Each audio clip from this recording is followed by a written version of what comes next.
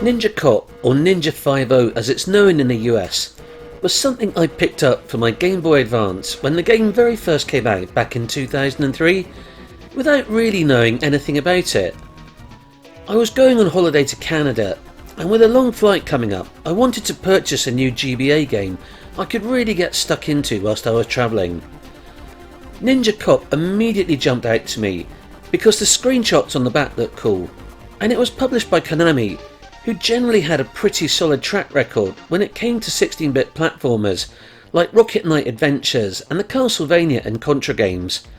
Plus, as someone who was a kid in the 80s, it was a well-established fact that anything that had ninja in the title or featured ninjas in it was bound to be awesome.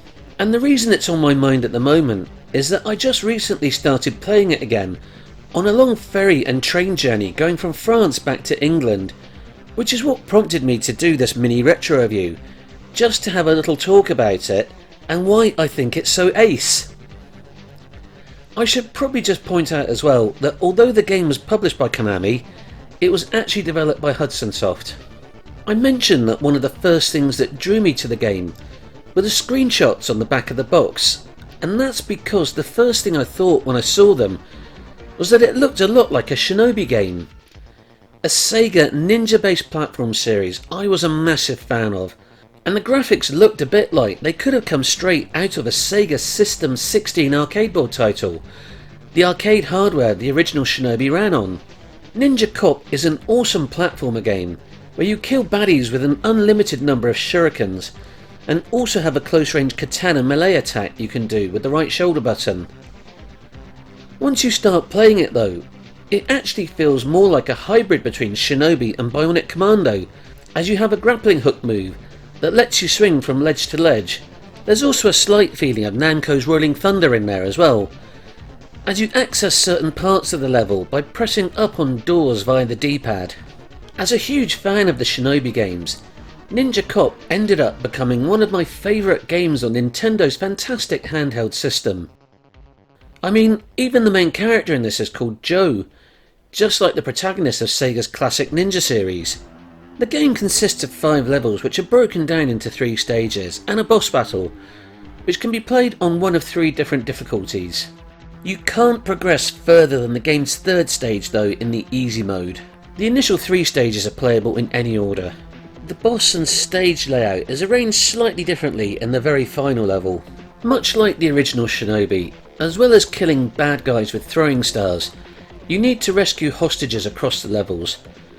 Enemies will parry your attacks, hide behind objects, and even use hostages as human shields.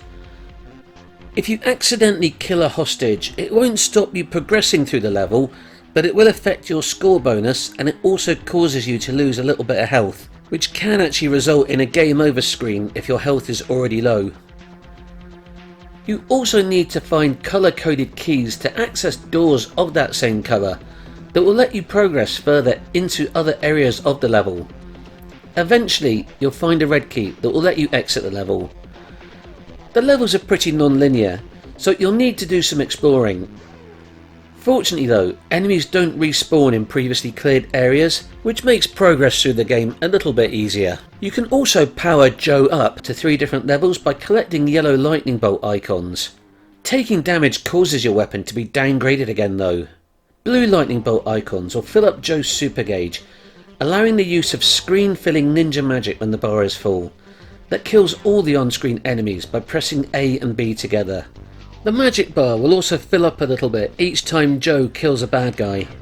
If you press A and B together before the bar is totally filled, you'll get a brief burst of invincibility instead. You'll need to learn how to use all these abilities to progress through the game, particularly the use of the grappling hook, which is deployed with an additional press of the A button after an initial jump. Enemies will only attack if you are in their direct line of sight, so quite often a stealthy approach to taking them down can be the best plan of attack. The in-game controls are tight and responsive, and the combination of swinging from ledge to ledge whilst killing bad guys with your throwing stars is always satisfying. Unlike Shinobi's one-hit kills, Ninja Cop has a slightly more forgiving life bar, and lives are infinite, so you can take on each stage as many times as you like. The game also auto-saves when a stage is completed. Despite this though, the game is no cakewalk, and I've got to put my hands up and confess here. Despite my love of the game back in the day, I never actually completed it. I got stuck on the back boss on the cave level, and for whatever reason real life just got in the way, and despite meaning to go back and complete it, that just never happened. I don't think the game's difficulty is unbalanced or anything like that though, this was just me being a bit rubbish at always completing games back then. As previously mentioned, I think the game looks great, with some nice parallax scrolling effects, and some big on-screen enemies, and is very reminiscent to me of a late 80s or early 90s arcade title. There's some good in-game sound effects, and the music is suitably 80s arcadey sounding. One criticism I do have of it though, is that there's only one BGM that plays throughout all of the first 3 levels. It would have been nice to get a bit of variety, as hearing the same tune over and over again does start to grate a little bit. If I was going to level just one other small criticism at the game, it's that sometimes control of the grappling hook can be a little bit fiddly. And in some of the parts of the game where there's no platforms and you're just having to navigate with these circular things that you clip onto, it can get a little bit frustrating at times, when you accidentally fly off in the wrong direction and hit some spikes or an electrified wall or something like that. I've got to give the game full credit here though, that most of the times that happened, it did feel like it was a fault on my part, rather than an intrinsic problem with the game's design or anything like that. Now, despite being well received critically when it was very first released, Ninja Cop apparently didn't actually sell all that well, which means that the game is now actually considered quite rare, and has shot up in price quite dramatically. When I traded in my GBA for a DS Lite many years back, I kept hold of a few GBA games to play on it, but I realised about 7 years ago that Ninja Cop wasn't one of them. Herpa-derpa, what an idiot hole. I decided back then though that I really wanted to get hold of another copy of it, and I ended up paying a bit over the odds for a cartridge only version on eBay. £60 in total, which to me felt like an awful lot to pay for a retro game back then. Oh, how naive I was. This was, however, before the full retardedness of the current state of retro gaming prices had fully kicked in, and despite paying a bit over the odds back then for it, just the cartridge alone now goes for over 5 times what I paid for it 7 years ago. And the box copies go for an even higher, ridiculously sphincter-clenchingly absurd amount. I mean, we're talking prices here that aren't going to leave you with much change from £1,000. Yikes. However, the rarity and ridiculous prices of a physical copy of the game aren't something that should prevent you from experiencing and enjoying it, as there are a veritable plethora of emulation options out there to be able to enjoy it at home or on the go. I was playing it whilst on my recent travels on a modded 3DS that sees the game as a GBA Virtual Console title. I've still got the physical game that I can play on my old DSi Lite, but it's much better on the new 3DS's much bigger screen. Plus the DS Lite has got a crap D-pad when it comes to diagonals for some reason. I previously had the game running, albeit with buggy sound, on a DSi XL that I picked up on eBay for absolutely dirt cheap a couple of years after the DSi Lite, mainly for its bigger and better screen and D-pad, after I'd realised that you could just stick an R4 card in there and turn it into a fantastic little portable emulation system. The DSi though famously doesn't have a slot for Game Boy Advance cartridges, hence the slightly buggy sound in Ninja Cop, as I was relying on a Game Boy Advance emulator to play it on.